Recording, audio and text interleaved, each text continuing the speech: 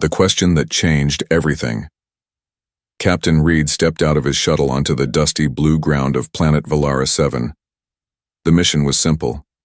Search the abandoned alien outpost, collect data, and return to base. There was no sign of life. No sound. Just broken buildings and a quiet wind that whispered through the empty streets. His boots crunched softly on the cracked stone. The once beautiful city was now a ghost town. He checked his scanner. No threats, no movement. Only a small, weak signal coming from the ruins up ahead. He followed the signal to a collapsed house. Inside everything was dark, until a pair of tiny glowing eyes looked up at him from the shadows. He raised his blaster slightly. Who's there? A small figure stepped forward. It was a child, an alien child, no taller than his waist. She had 4 sparkling eyes, soft purple skin, and 2 little antennae that twitched nervously. She looked at him with a serious face and asked in a tiny voice, "Human, are you single?" Reed blinked. He didn't expect that question. What?" The child stepped closer. "My mom is very kind. You have to marry her." "What? Why?" "If you don't," she said, looking down, "they will take her away. I heard them say it. My mother didn't choose a new mate, so they want to exile her. Please, you're a good human. You look strong. Just say yes." Reed looked around. This couldn't be real. "Where is your mother?" "Follow me," she said, holding out her small hand. Against all logic, Reed followed her through the rubble. She led him to a hidden passage, down into a shelter beneath the city ruins. There, behind a shimmering force field, sat a woman unlike anyone Reed had ever seen. She was tall, elegant, with silver skin that glowed faintly in the dark. Her eyes were gentle but full of sadness. She wore a long dress made of alien silk, and her long hair was braided with glowing stones. The woman stood up slowly. "Lulu, what have you done?" Lulu ran to her and hugged her waist tightly. "Mama, I found someone. A strong human. He can marry you and save you." The woman looked at Reed with surprise and embarrassment. "I apologize, stranger. My daughter has a wild imagination. She said you were in danger," Reed said, stepping closer. "Something about exile?" The woman nodded slowly. "Yes, it is true. In our culture, a widow must choose a new mate within 7 cycles. If she refuses, she is exiled with her child." Reed raised an eyebrow. "And how long do you have left?" "1 day." He looked at Lulu, then back at the mother. "You really only have 1 day?" "Yes, but I will not marry someone I do not love, even if it means exile." Lulu sniffled. "But Mom, I don't want to live alone again." Reed sighed.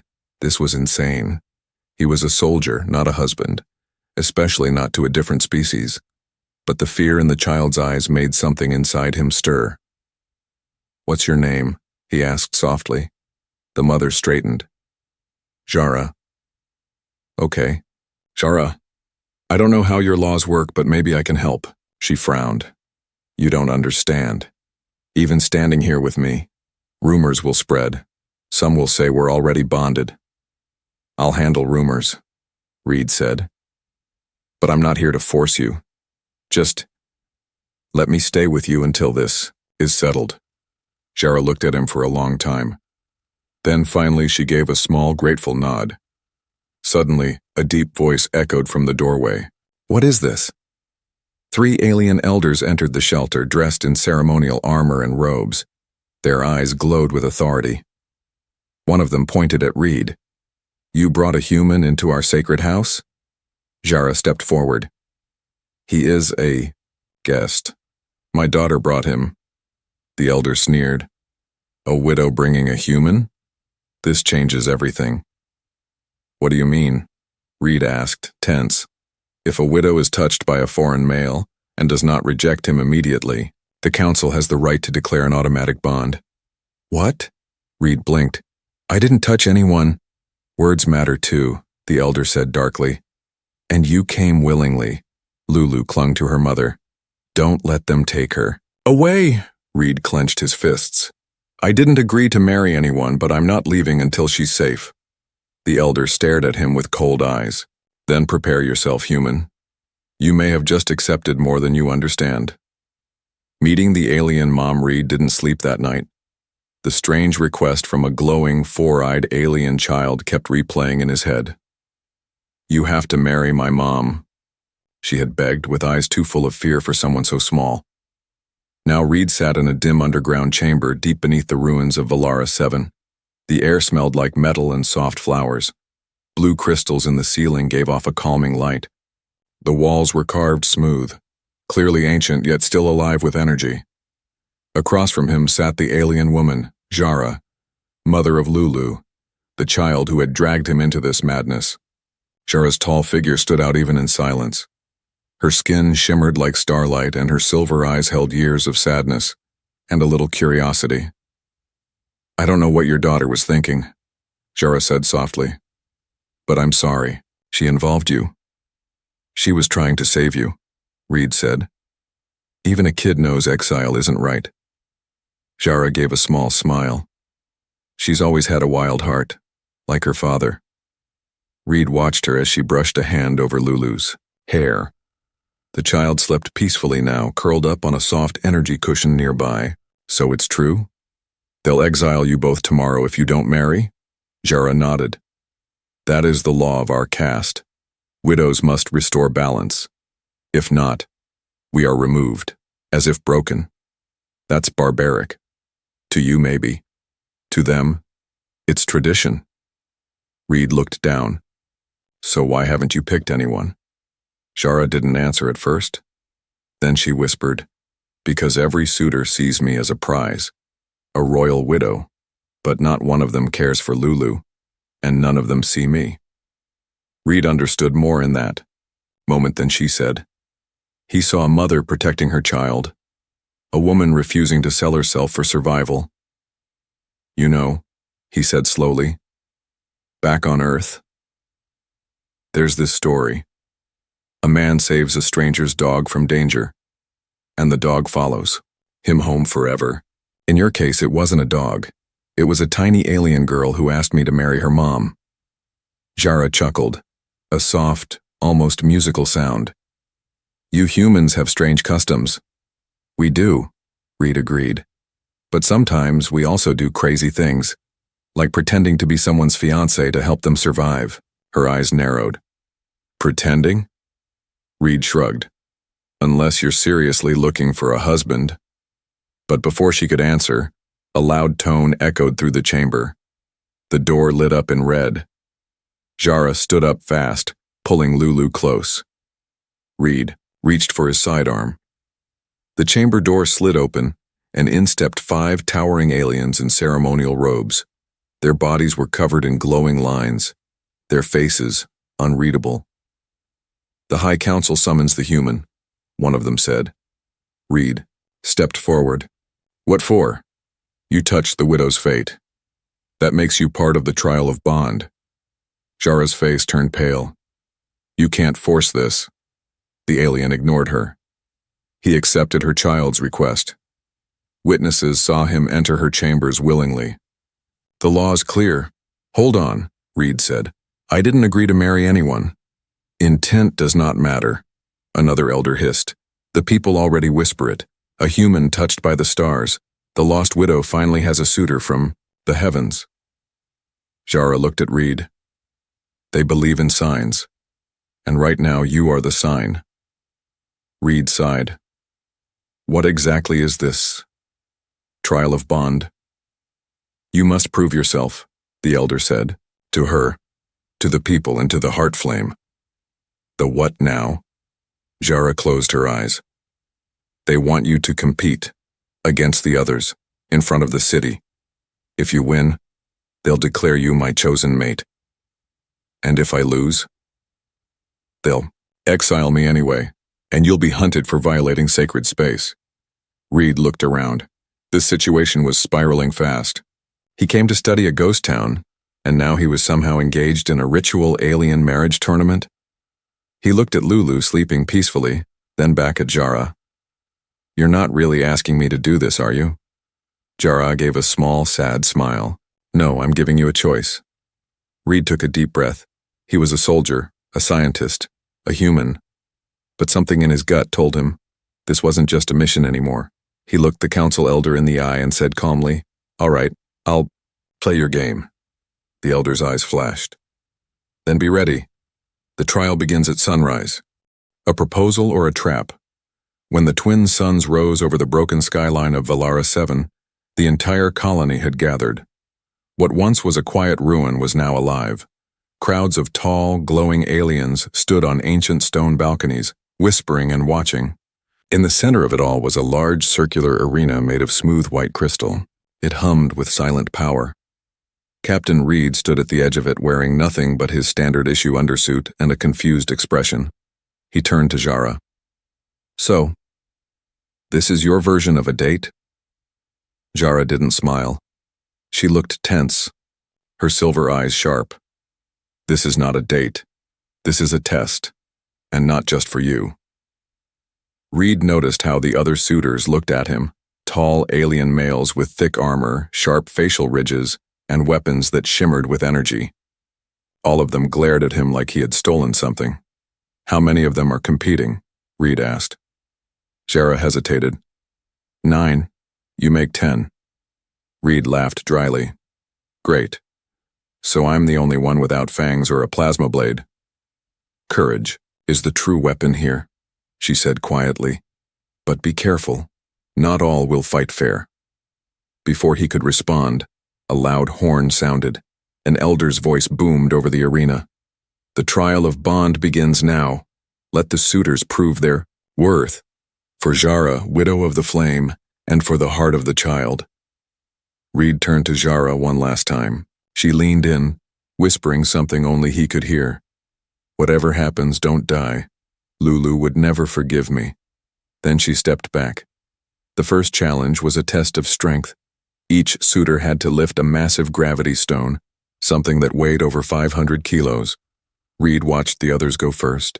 One by one, the alien males stepped forward, grunting as they hoisted the stone and dropped it onto a platform, roaring with pride. Then it was his turn. He stepped up, placed both hands under the smooth, glowing rock, and failed. The crowd laughed. Some pointed, others hissed. The judges frowned. Reed wiped sweat from his brow. "All right," he muttered. "Plan B." He bent down again, but this time he didn't lift with his back. He used leverage, he used brains. He rolled the stone onto a small incline and used a broken pole nearby to shift its weight onto the platform. It worked. Silence. Then murmurs. The judges marked something. Jara smiled. The next challenge was speed. A glowing target appeared in the sky, zigzagging wildly. Each suitor had one energy spear to throw. Most missed. One came close. Reed waited, then used his helmet's targeting system, not against the rules, just not traditional. He locked in, calculated the arc, and threw. Bullseye. Now the crowd was quiet, curious, suspicious. The final test was unexpected. Each suitor was asked a question in front of the crowd. "What will you give up for the one you wish to bond with?" The aliens gave dramatic answers: honor, glory, legacy, status. When it was Reed's turn, he didn't speak for a few seconds. Then he looked at Jara and said, "I'll give up going home." A silence fell over the arena. Then the elder asked, "Why?" "Because she's not just a symbol. She's not a reward. She's a person, and so is her daughter. If I bond with them, they become my home." Jara's lips parted slightly. Her fingers trembled. The crowd murmured again, but this time in awe. Later, in the quiet temple chamber, Reed finally had a moment to breathe. Jara approached him. "You surprised everyone." "I surprise myself sometimes," he said. "You passed the trial. The council will now vote. But many believe the bond has already started." Reed raised an eyebrow. "Already? I didn't even hold your hand." Jara stepped closer. "Our bond doesn't begin with touch. It begins with choice." Just then, Lulu ran in, beaming with joy. Did you win? Are you going to be my new dad? Reed crouched. I don't know yet, Lulu. That's still up to your mom. Jara looked at Reed, then knelt beside her daughter and placed her hand gently over Reed's heart. I think I've already chosen. But before the moment could settle, an alarm echoed through the chamber. The elder burst through the door. A challenger has arrived, a noble from the high caste. He demands trial by combat, to claim the widow. Reed stood up slowly. Of course he does. The heart trial begins. The skies above Valara 7 darkened, not from weather, but from the arrival of a ship shaped like a spear. It stabbed through the clouds, humming with golden energy. The crest on its hull marked it clearly, Royal Caste. Inside the trial chamber, Jara went pale. Reed looked at the elder. Who is this noble? The elder didn't answer at first. Then he said the name like a curse. Lord Kryn. Jara's knees nearly gave out. No. He was promised to me once. Before I chose love over rank. He never forgave me. And now? Reed asked. If Kryn claims trial of combat, he doesn't have to bond with love. He only has to win. Reed clenched his jaw. You mean if he beats me, he gets you, whether you agree or not? Yes, she whispered. That is the law of the flame right. Lord Kryn arrived like a thunderstorm in armor. He was 7 feet tall with black plating that shimmered like obsidian and pulsed with heat. His voice shook the chamber walls. I demand the flame combat. This human is an insult to our people. I will defeat him and restore our bloodline. Reed stepped forward unarmed. Funny. You look more like someone trying to claim a trophy than bond with a woman. Kryn sneered. You are not even of her kind. You have no caste, no history, no spine. Reed tilted his head. I have something better. A reason to fight. The arena was cleared. Jara and Lulu were taken to the highest balcony, under guard, to watch the ancient rite unfold. The heart trial was not just about strength. It was a test of will, instincts, and protection. 2 entered the arena. Only one could touch the heart flame at the end. The other would be forgotten. Kryn came, at Reed fast. Faster than anything Reed had fought before. His blade sang through the air. Reed dodged just in time. He had no sword, just a reinforced baton and his mind. The crowd cheered as Kryn pressed the attack. But Reed wasn't just reacting. He was learning. Timing, footwork, repetition. Kryn's style was aggressive, proud, and predictable. Reed slid, under a swing, kicked Kryn in the knee and rolled away. The crowd gasped. Jara's eyes widened. Kryn roared and ignited his blade with plasma. This ends now, human. Suddenly, the arena's edge lit up with red light. Final phase. Guardian wave activated. A circle of energy cracked across the floor. The heart flame appeared in the center, a glowing fire that shimmered with life. It pulsed like a heartbeat. To win, one had to reach it, touch it, alone. Kryn rushed for it. Reed took a risk. Instead of chasing him, Reed turned, picked up a fallen shield, and hurled it like a disc. It slammed into Kryn's back. The alien stumbled, enraged. Reed tackled him from behind. They both fell, struggling. Kryn struck Reed in the face, blood poured from Reed's nose. But he didn't stop. He locked Kryn's arm with his own, used the alien's weight, and flipped him hard. Kryn slammed onto the floor. The crowd went silent. Reed stood slowly, broken lip, cracked ribs, and walked toward the flame. Each step was heavy. Pain screamed through his body, but he didn't stop. Jara whispered from above, Please, come back. Reed reached the heart flame and touched it. The flame turned white, then blue, then slowly faded into sparks. Reed collapsed. The crowd rose in stunned silence. Lord Kryn lay unconscious. Reed had won, but he didn't celebrate. He just lay there breathing hard, eyes half closed. When Jara reached him, she knelt down beside his bruised body. "I didn't want this for you," she whispered. Reed opened one eye and managed a weak smile. "I didn't want this either. But Lulu's bedtime stories are going to be awesome." That night, the council announced it to the colony. "The human has completed the heart trial. The bond is valid. The widow and her daughter are under his protection." But just as peace seemed to return, another message came. From Earth Command. "Captain Reed, you are ordered to return immediately. Your actions have raised diplomatic concerns. Do not bond further with alien natives. Await extraction." Jara read it over Reed's shoulder. Her voice broke. "They want you back." He looked at her, then at Lulu, now curled up beside a pillow with his name stitched into it. He didn't speak right away, because he didn't know the answer yet. The sacred bond Captain Reed sat alone under the glowing canopy of Valara's twin moons. His face was bruised, his ribs ached, but none of that compared to the storm inside his heart. In his hand, he held the message again. The one from Earth. Command. Cease alien entanglement. Return immediately. Do not initiate any sacred bonding ritual. Await pickup. He had read it 5 times. Each time it hurt more. Behind him, the shelter was quiet. Lulu had fallen asleep curled around his jacket. Jara was preparing the ceremonial room.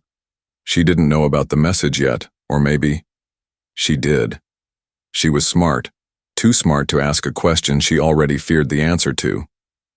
Later that night, Jara approached him in silence. Her silver dress flowed like liquid light. Her eyes were soft but tired. She sat next to him by the glowing river and looked up at the sky. "I remember," she said, "when our kind first looked to the stars. We believed that love lived in the constellations, that soulmates were written by light." Reed stayed quiet. She finally asked, "Do you have to leave?" He handed her the message. Jara read it. Her lips didn't move. Her face stayed calm, but her hands trembled slightly. "I see." Reed finally spoke. "They think I've gone too far, that I've crossed a line, made things complicated." Jara gave a bitter smile. "Love is always complicated." Reed looked at her. "Is it really love, though? We've known each other. What, 3 days?" She turned toward him. "In my world, we bond through the heart flame. A connection deeper than time. Stronger than words, you passed that trial, not with fist, but with something most suitors lack. Stubbornness? No." She reached out and touched his chest gently. Intent. Reed looked down at her hand. Warm. Alive. Real. "Don't want to leave Lulu," he admitted quietly. Jara blinked, surprised. "Not me." He chuckled. "You scare me a little." "Good. That means you respect me." They sat there in silence again. Then Jara stood. "Come with me." He followed her down the glowing hallway, past old murals and star-shaped windows. Finally, they reached a hidden chamber deep in the temple ruins. At the center of the room was a single object, a floating orb made of light and living memory. "The bonding core," Jara said softly. Reed stepped back slightly. "What does it do?" "It connects 2 souls, not by law, not by force, but by choice. If you enter the core and I enter with you, the bond will be sealed. You will feel my thoughts, my fears, my past, and I will feel yours." Reed's heart pounded. "What happens after?" "You can still leave. The bond does not trap you, but it will change you." He stared at the core. So bright, so alive. He could feel it pulsing in the air. "I need to ask one thing first," Reed said. "Do you want this? Really?" Jara stepped forward. "No council is watching. No law forces me. I want this. If you do." Before Reed could reply, small footsteps echoed behind them. It was Lulu. She stood in the doorway, hugging her stuffed moonbeast. "You're gonna leave, aren't you?" Reed bent down. "Lulu." She looked up, trying not to cry. "Everyone Always leaves, the council, the other suitors, my father, he left too, he didn't fight like you.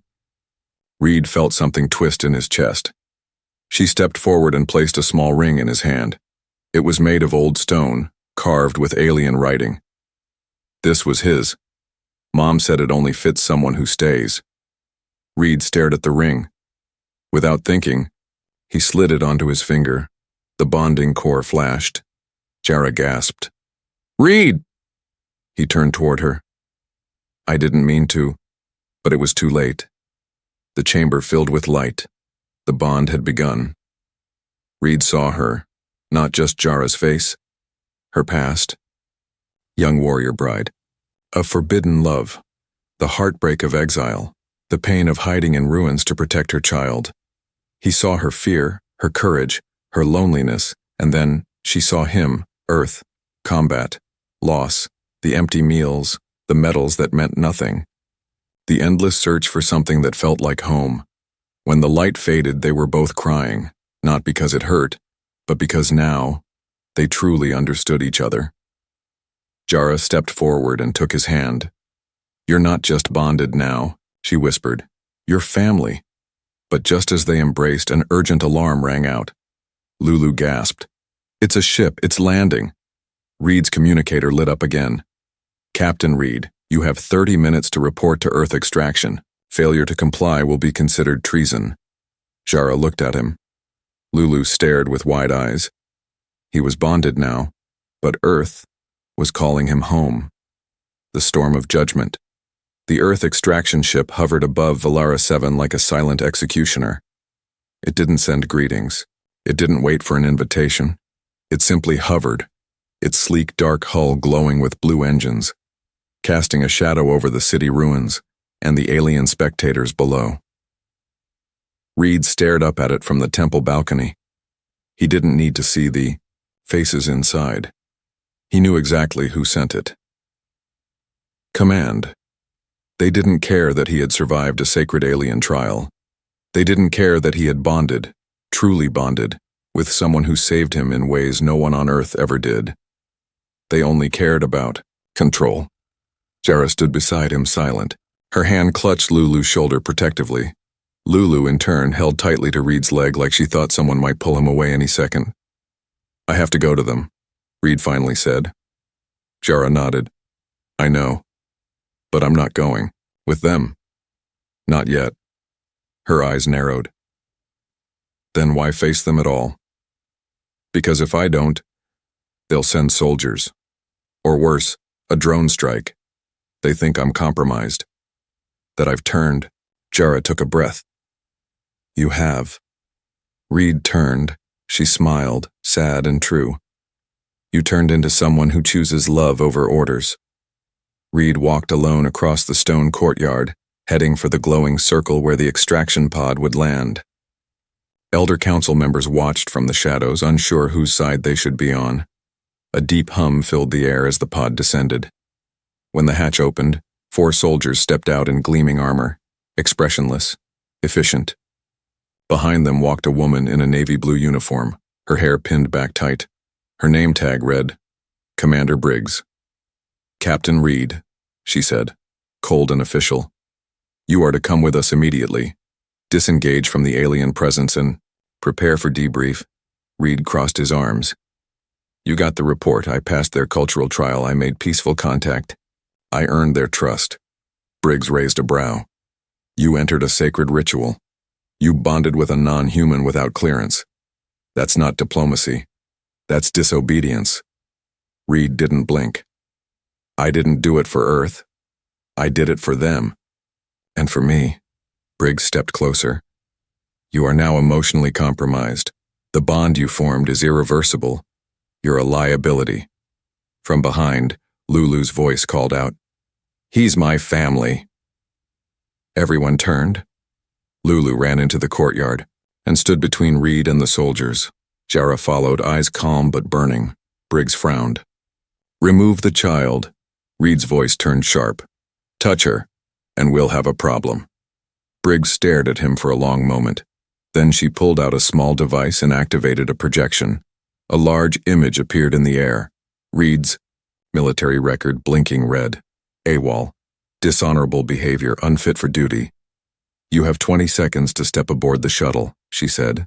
If you refuse, we'll label this entire colony as hostile. And we will be back. Not with diplomats, with weapons. Jara stepped forward now. Her voice was calm, but every word was like steel wrapped in silk.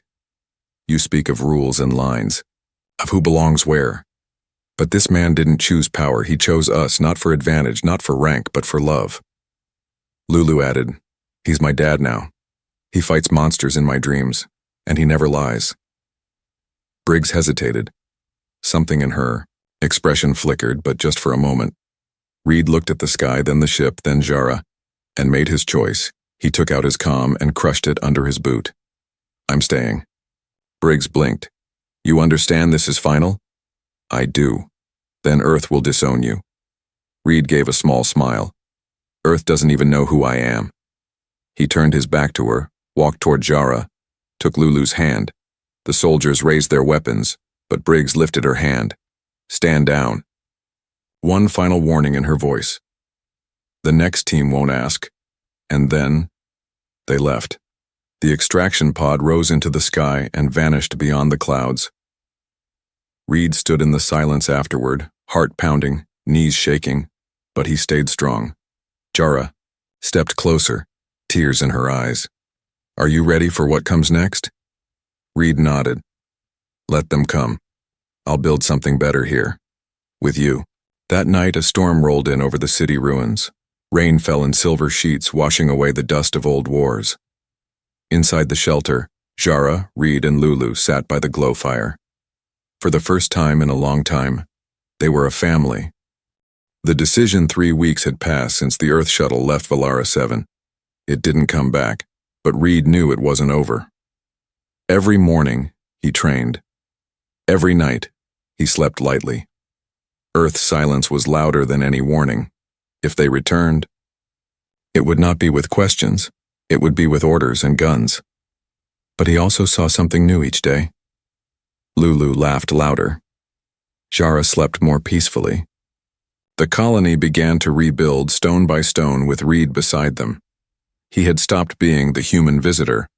He was simply one of them.